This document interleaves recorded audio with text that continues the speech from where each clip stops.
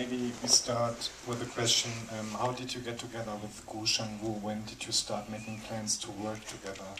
Making a film and making a making of?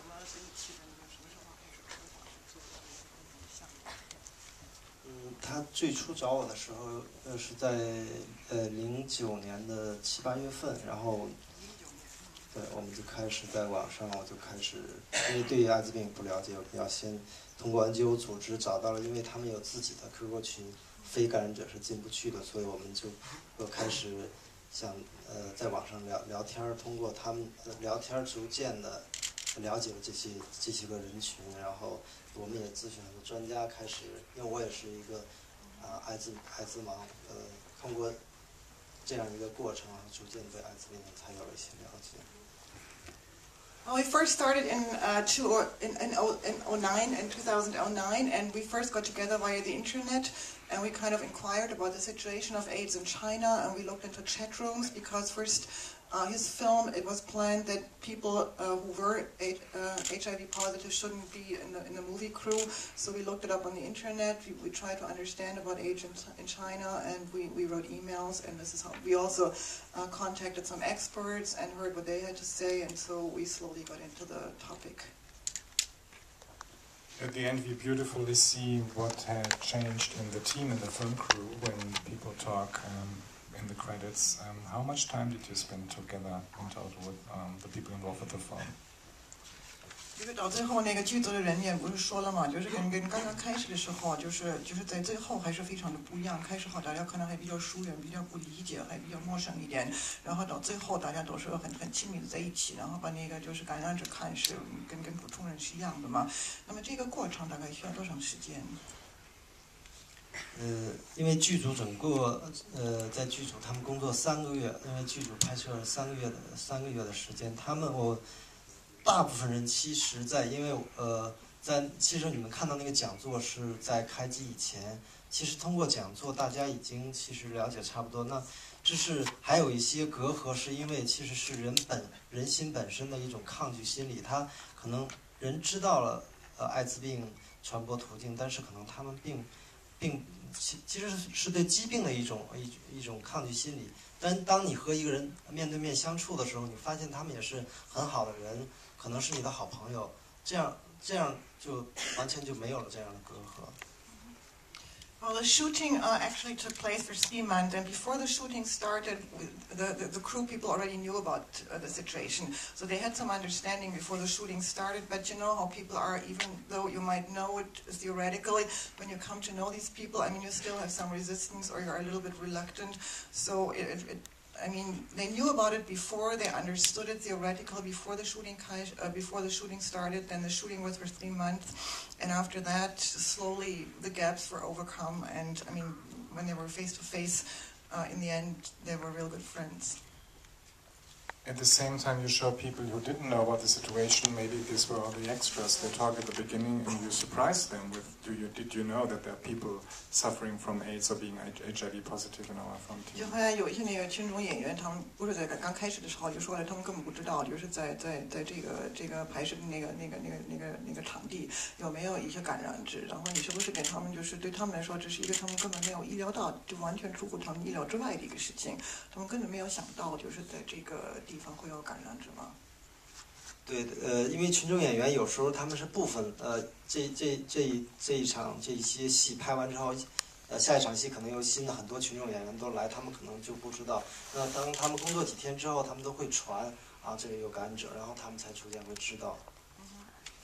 Yeah, because there also would be new extras coming all the time. So in the beginning they maybe didn't know, and then it was kind of passed around, and so in the end they all had heard some rumors that there were HIV positive people in the crew, on the set. Any questions from your side?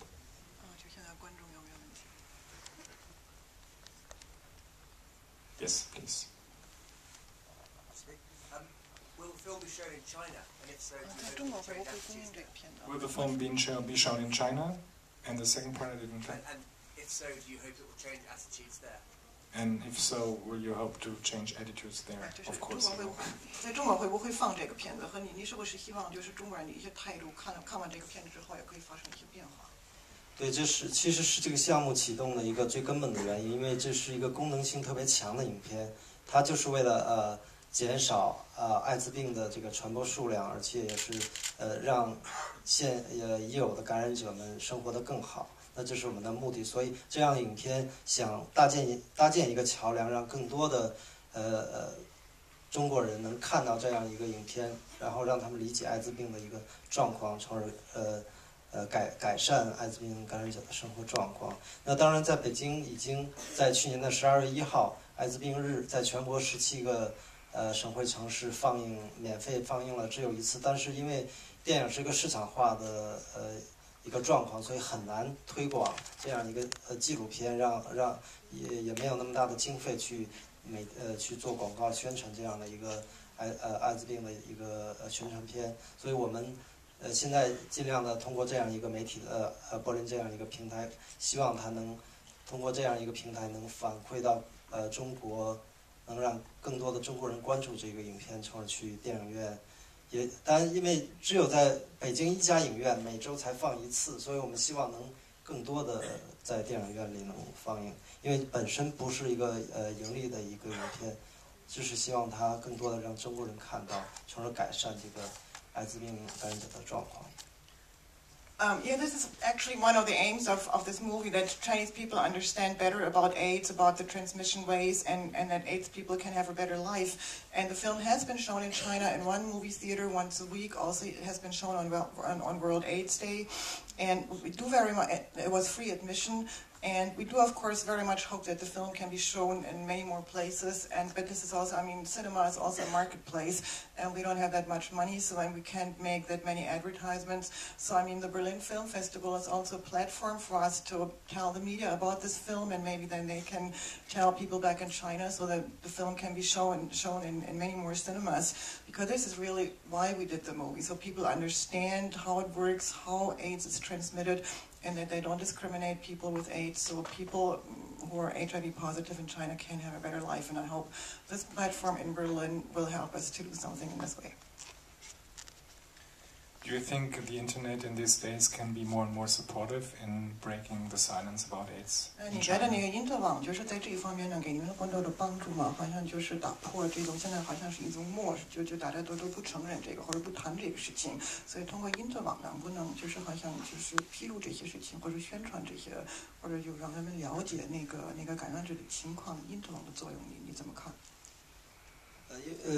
如果是因为我们下一步可能会尽量的推广到电视，然后媒体在网络上要全部，还有 DVD， 我们都要尽我们最大努力去在国内发行这样的一个影片，让更多的观众看到它。We are planning as a next step to put this movie on television and also make DVDs, and maybe it can be VOD, it can be seen on the internet. So this would also be a thing where the internet can help us, that even more people can see this movie or this documentary. But not only talking about your film, but also about the chat rooms where people can connect, talk about it, like you did find the people via the internet. 可以提高他们的了解，可以了解更多的有关艾滋病的情况。其实感染者他们自己的感染这个群体，他们自己的群，别人正常人他们不允许他们进的。像我要进去，我是通过 NGO 他们的头，他们给我这个号码，我是这样进去，我才可以进去。如果你不是感染者，他们是拒绝你进入，因为他们怕暴露自己的身份。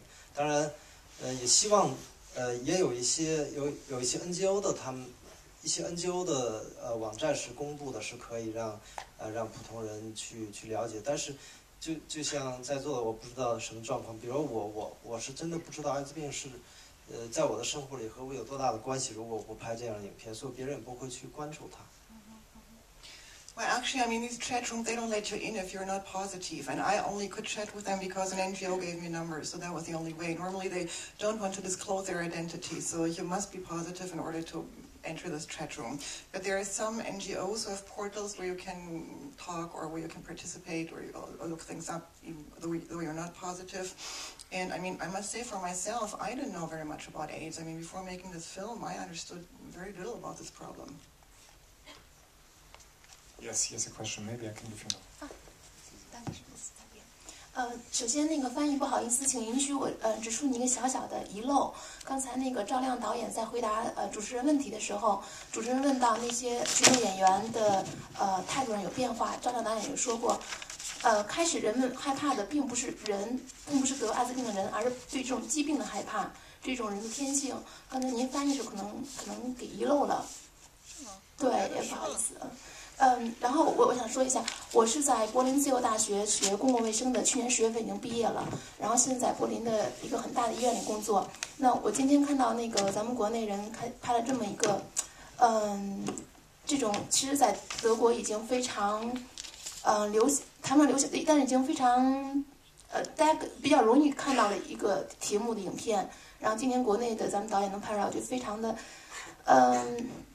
我挺高兴的，然后我看的也挺激动的，然后我非常能理解为什么最后影片最后的那个 special thanks 就那个特别感谢名单那么长，可能这个对于外国观众并不习惯，但是我很理解这个单子为什么这么长，这个确实很有难度。那我希望将来这样的题目能越来越多，然后祝贺你，谢谢你。你是不是说给德文吗？我刚才没有记录你的问题，你说的这么多，你自己翻吧。Can you sum it up or? No. I didn't take notes. I'm sorry. It was so much. I didn't take notes. Dann versuche ich auf mal Deutsch sprechen. Mein Englisch ist nicht so gut wie Sie. Am Anfang, die Übersetzerin hat eine ganz kleine Fehler gemacht. Der Herr Zhao hat gesagt, Mutter Taucher hat ihm eine Frage gestellt, warum die anderen Schauspieler am Anfang solche Angst haben von den Patienten. Eigentlich, Herr Zhao hat gesagt, sie haben keine Angst von solchen Leuten, sondern sie haben Angst aus Natur von der Krankheit. Das ist normal, aber wenn man mit anderen Kontakt gemacht hätte, dann weiß man, das Mensch ist gut, nur die Krankheit ist furchtbar. Zweiter Punkt, ich habe an der FU Berlin Public Health studiert und letztes Jahr Oktober habe ich absolviert und jetzt arbeite ich an der Charité-Krankenhaus. Und das Thema HIV in Deutschland ist schon normal, aber in China das wirklich sehr, sehr ziemlich heimlich. Und ich bin sehr stolz von Herrn Zhao, dass er so toll Film gemacht hat. Und ich kann sehr gut nachvollziehen, warum am Ende es gibt so lange eine Dankenliste, weil solche Themen in China wirklich sehr schwer gespielt werden können. Ja, das war's, danke. I try to sum it, or you can sum it, should I, in English? No, I can. Well, she said that I translated wrongly because when the moderator asked... Yeah, but that's not true because that was not my question. So the first thing was just about the fear about people talking about AIDS in the beginning and then losing the fear in the end. That was not my question. My question was more like gaining the confidence in the process of making the film. But that is maybe also a misunderstanding because of the languages. And the second part of her comment was that she's so proud because HIV in Germany is much more around to be discussed than in China, of course. And he made the film to go out and to break the silence in China. And she's very proud to see his film. And she sees a long, long list of thank you credits in the end. And there was also a question from my side, who are all these people? Are these all the people being involved with the film crew, the extras, the people you talk to in the internet? 这也是他想问一下，因为最后那个敏捷实际上是很多的，那么这么多的人，他们是什么样的人？是那个群众演员，或是那些专家们，或是那个剧组的，或者反正是你找聊天的这些人，或者就是这么多的敏捷，就到底是什么样的人？你刚才说的全都包括，因为为什么这么长，就是因为做这样一个影片，其实每一个人都付出了自己的一部分。那我觉得整个社会如果让想改善，不光是艾滋病或者其他的状况，我觉得是需要每一个人都付出自己所能做的一些能力来改善一些社会的现状，这是其中之一。所以我们尊重每一个参与，不管是剧组的还是和我们聊天的或者赞助我们、帮助我们完成这个影片的所有人，我们都感谢。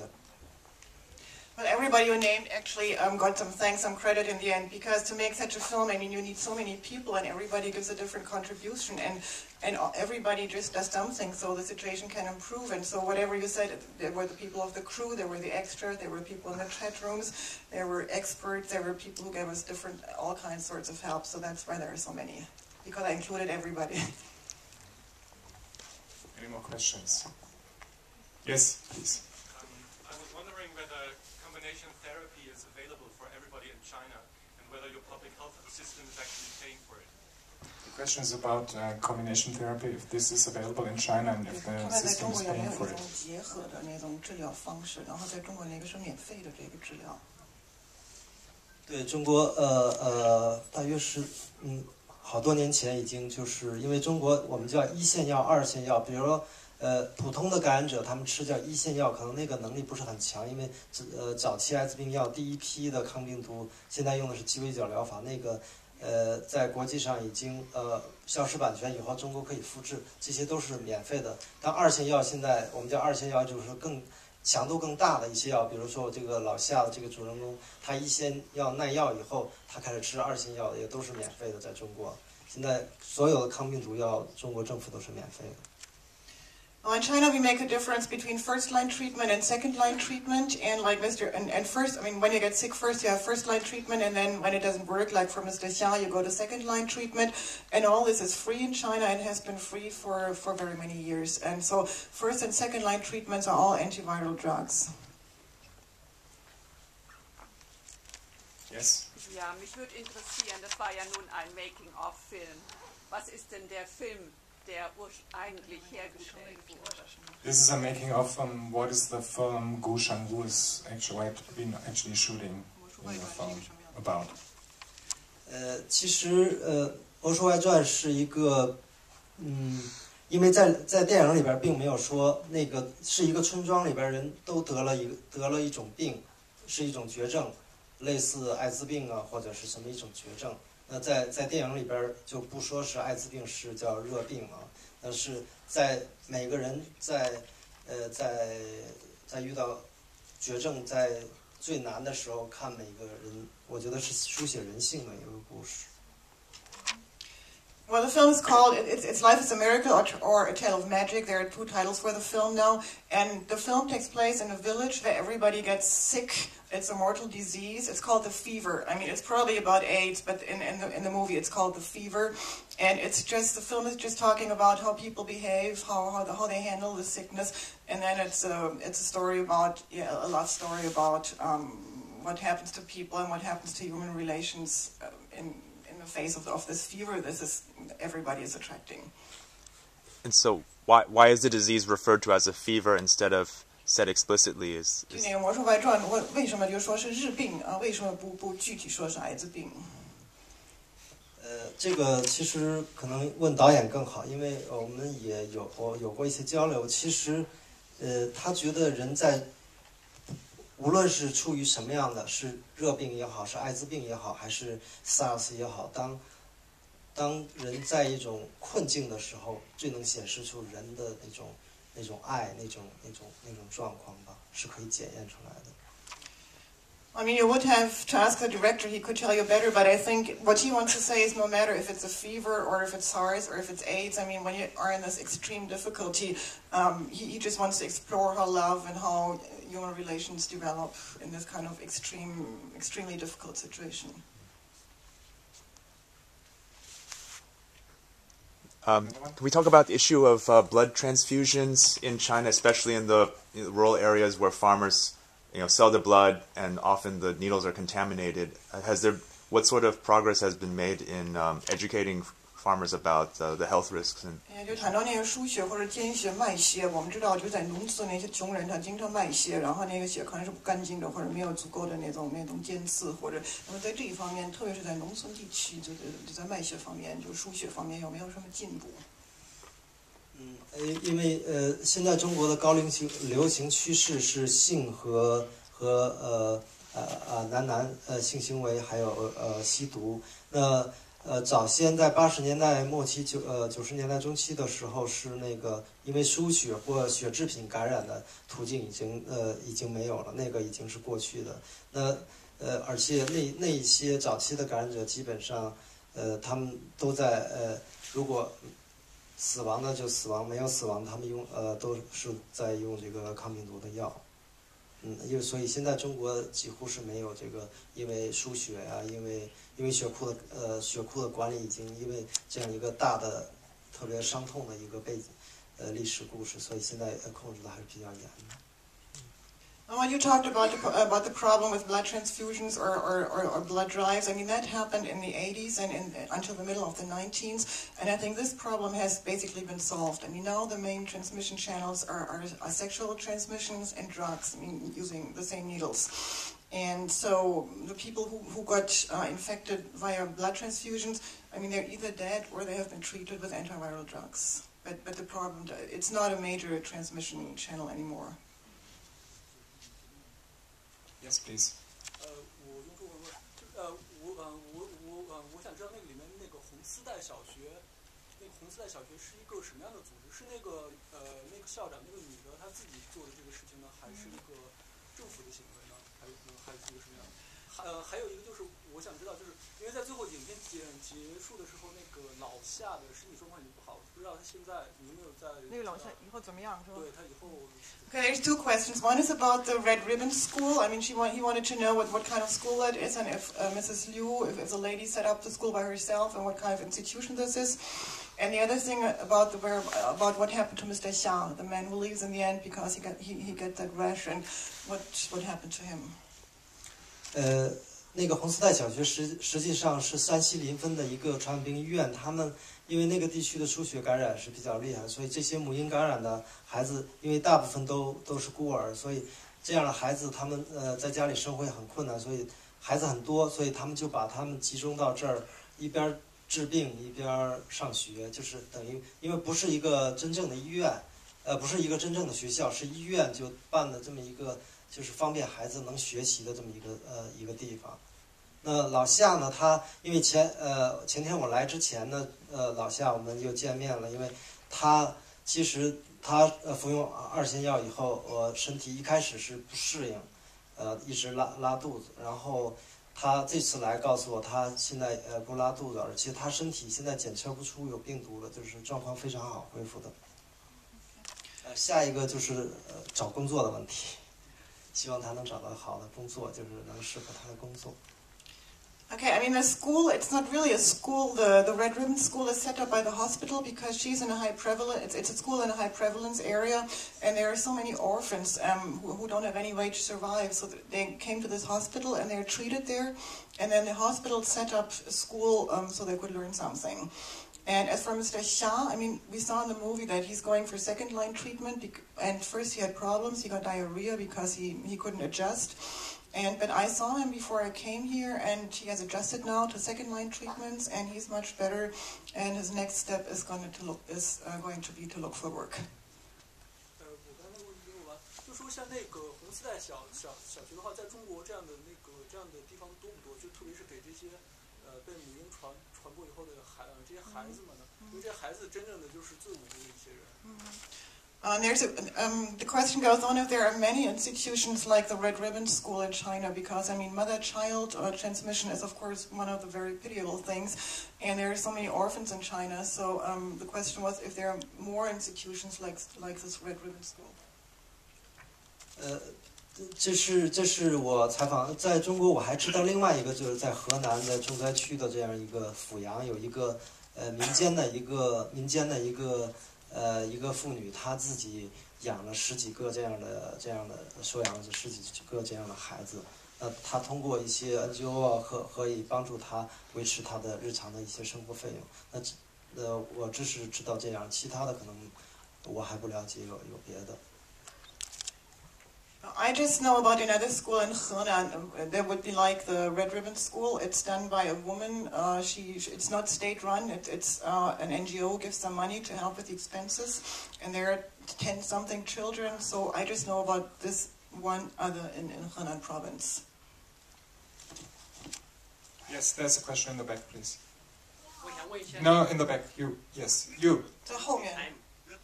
No, you. The lady turning around with the long hair. 一位女 Yes, 士， you. 长发的一位女士。你好，我是在法国巴黎学习电影发行的学生。我想要请问一下，中国现在有很多的年轻的导演，通过拍摄一些低成本的影片，然后先拿到国际的电影节上来放映，取得一些国际社会的关注，之后再打回中国。我想请问一下，现在中国的电影发行商，包括电影制片人，有没有意识到这样一个现状？有没有采取一些行动支持中国的这种年轻导演？ I couldn't understand everything. I only could hear part of it. But what I heard was that it's a question that many Chinese directors now go via international festivals to have their films being shown in China, and what he has to say to that. 因为对于我自己来说，我是通过拍我自己通过拍纪录片，那我可能是当然我觉得电影节只是一个平台，那至于打回去不打回去这个事情，对我来说我真没有想过这样的事情，因为因为这是一个偶然的巧合，我和顾长卫导演合作这样一个项目，那下一个可能还是按照我自己的一个方式，我不知道其他人是怎么做的。 Can we have first the translation? Thank you. Like I said, he can only speak for himself, and as for him, I mean, it just happened that he got to know Gu Changwei, and then they did this movie together, and this festival is a platform for him, and he doesn't really care that much about this being a platform to have the film come back to China. And when he's making his next film, he will do a documentary just on his own.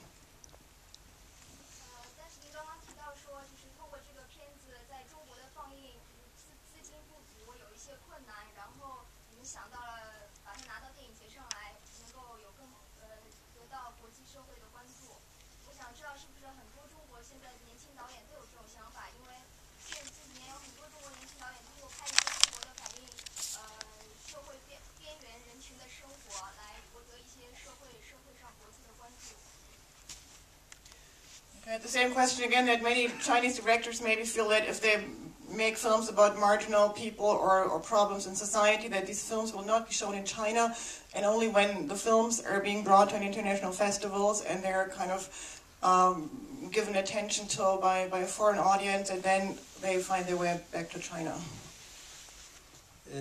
首先我觉得你的思维，因为在法国这样一个文化之都啊，我觉得你的思维还是像80年代时候张艺谋他们出来那一代人那个状况，我觉得就可惜了。